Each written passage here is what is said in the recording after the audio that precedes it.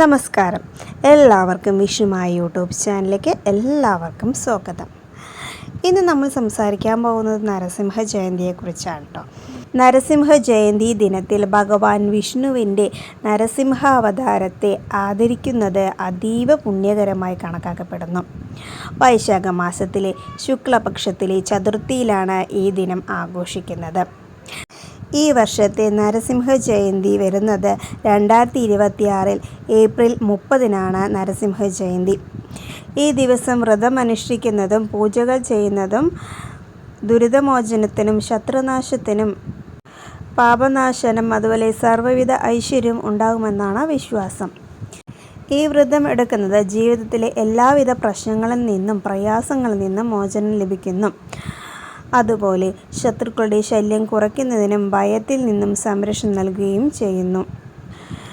ഭഗവാൻ നരസിംഹം ഭക്തരെ എല്ലാവിധ തിന്മകളിൽ നിന്നും സംരക്ഷിക്കുകയും ചെയ്യുന്നു.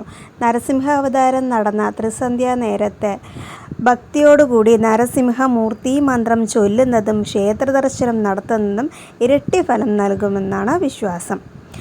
നരസിംഹ ജയന്തി ദിനത്തിൽ വ്രതമനുഷ്ഠിക്കുന്നത് മുൻജന്മ പാപങ്ങളെല്ലാം ഇല്ലാതാക്കുമെന്ന് വിശ്വസിക്കപ്പെടുന്നു. ജീവിതത്തിൽ ഐശ്വര്യവും സമാധാനവും വരികയും ചെയ്യുന്നു. വ്യാഴാഴ്ചയോ അല്ലെങ്കിൽ സന്ധ്യാസമയത്തോ വരുന്ന നരസിംഹ ജയന്തിക്ക് കൂടുതൽ പ്രാധാന്യമുണ്ട്. എല്ലാവർക്കും എല്ലാവിധ ഐശ്വര്യവും ഉണ്ടാവട്ടെ എന്ന് പ്രാർത്ഥിച്ചുകൊണ്ട് നിർത്തുന്നു. നന്ദി, നമസ്കാരം.